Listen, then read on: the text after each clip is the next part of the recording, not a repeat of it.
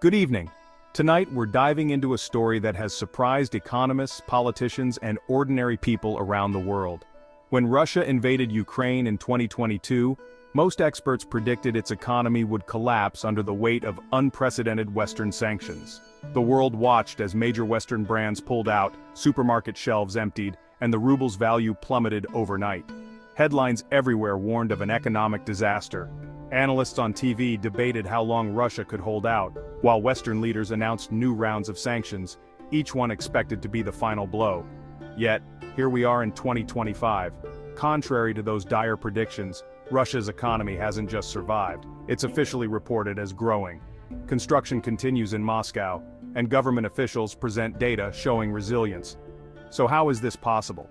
How can a country at war, isolated from much of the global economy and facing historic sanctions, keep its factories running and its government funded? The answer is complex. It lies in massive government spending, a relentless focus on energy exports, and a dramatic transformation into a full-scale war economy. The government has poured resources into the military, redirected industries, and kept vital exports flowing to countries still willing to buy. This economic resilience doesn't just fund the war effort, it shapes the daily lives of millions of Russians. From families shopping in markets to soldiers collecting their pay, the war economy touches everyone, influencing prices, jobs, and even the mood in the streets. But beneath the surface, the story is more complicated. The strengths that keep Russia afloat also hide growing weaknesses, shuttered small businesses, rising inflation, and long-term risks that could threaten stability in the years ahead. Tonight, we'll break down where Russia's money comes from, how it's being spent, and whether this wartime economic model can truly last. We'll look at the numbers, the policies, and the real impact on everyday life. The central question remains, is Russia's wartime economy sustainable, or is the country burning through its future for short-term survival? Stay with us as we uncover the hidden realities behind the headlines. In Russia today, economic growth is driven by war. The country's economy, once heavily reliant on energy exports and traditional industries, has shifted its focus. Now, the machinery of war is at the heart of economic activity, shaping the lives of millions and transforming the nation's priorities. The government is the country's biggest customer, pouring money into tanks, missiles, and uniforms. This massive investment in the defense sector has created a ripple effect, stimulating demand for raw materials, technology, and skilled labor across the country. In 2024, nearly a third of the national budget went to defense, the highest since Soviet times. This unprecedented allocation marks a dramatic shift in government spending, echoing the Cold War era when military might was prioritized above all else. This spending keeps factories running 24/7, creating jobs and boosting GDP.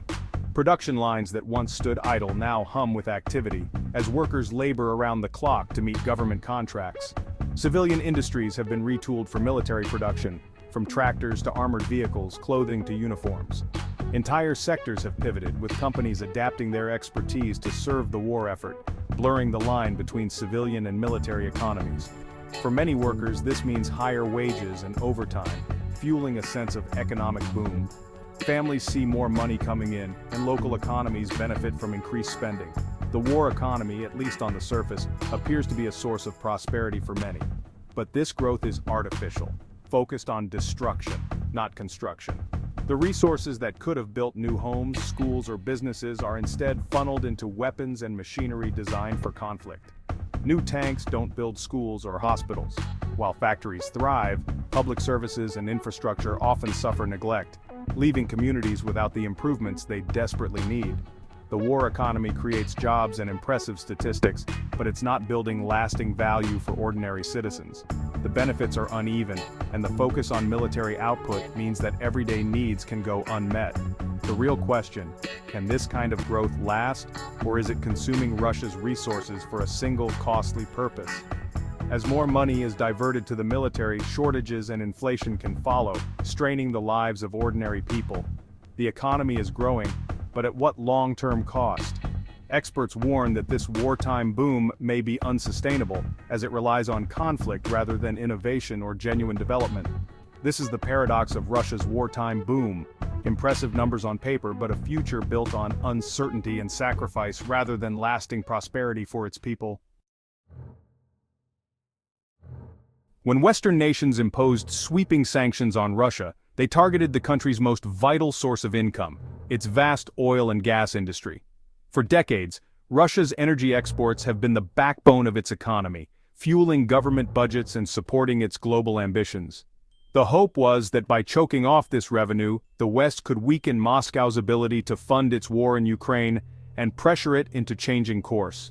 Europe, once Russia's biggest customer, slashed its purchases of Russian oil and gas, while the United States and its allies imposed strict price caps and export bans.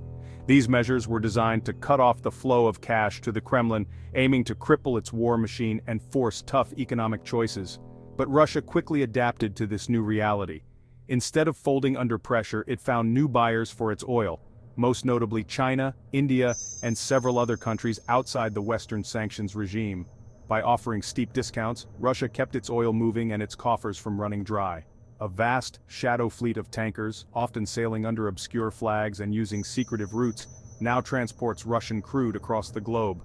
This network helps Russia bypass restrictions and ensures that money continues to flow in, even as official trade channels close. High global oil prices have been a lifeline, allowing Russia to maintain its budget, pay government salaries, and fund its military operations despite the sanctions. The Kremlin's financial planners have relied on this steady stream of energy income to keep the economy afloat. This revenue pays for soldiers' wages, the production of weapons, and support for military families, directly fueling Russia's war effort and sustaining its society during turbulent times. However, this new dependence on just a handful of major buyers like China and India gives those countries significant leverage over Russia. They can demand lower prices or better terms, knowing Moscow has fewer options. At the same time, sanctions make it increasingly difficult for Russia to maintain and modernize its aging energy infrastructure. Access to Western technology, spare parts, and investment has dried up, raising long-term risks for the industry. For now, Russia's energy lifeline remains intact, but it faces constant threats, from shifting global markets, diplomatic tensions, and the ever-present risk of tougher sanctions.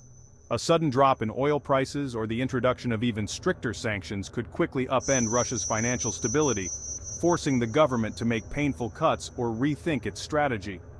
Ultimately, the stability of Russia's war effort and much of its economy depends on this fragile, ever-shifting flow of energy money. As long as the oil keeps moving, so does the conflict. Russia's energy revenues and higher taxes are funneled into two main areas: the war and cushioning its impact at home. Defense spending now dominates the budget, paying for everything from soldiers' salaries to advanced weaponry. High pay and bonuses attract recruits, especially in poorer regions. The state also supports soldiers' families and boosts pensions to maintain public support. Subsidies and cheap loans help key industries survive sanctions and reorient supply chains. But every ruble spent on war is one not spent on roads, hospitals, or education. For now, high oil prices let the Kremlin do both. But this balance is precarious. Russia is borrowing from its future to pay for today's conflict. Despite positive GDP numbers, cracks are forming in Russia's economy. The war has created a severe labor shortage, as hundreds of thousands are mobilized or have fled. Skilled professionals, doctors, engineers, IT workers, are leaving, causing a brain drain. The workforce is aging, and fewer young people are entering the job market. Military production is starving civilian industries of resources and talent. Consumer goods are declining in quality and availability as the economy shifts to simpler, war-focused production. Russia is becoming adept at making weapons, but is falling behind in areas that matter for long-term prosperity. For ordinary Russians, the war economy means two things. Jobs are plentiful, but prices are soaring. Unemployment is at record lows, but labor shortages force companies to raise wages. Higher wages, a weaker ruble, and disrupted supply chains drive up inflation. Food and essentials now cost much more, eroding any wage gains. The central bank has hiked interest rates, making loans expensive and slowing investment. Low unemployment looks good, but for many, it's a daily struggle against rising costs.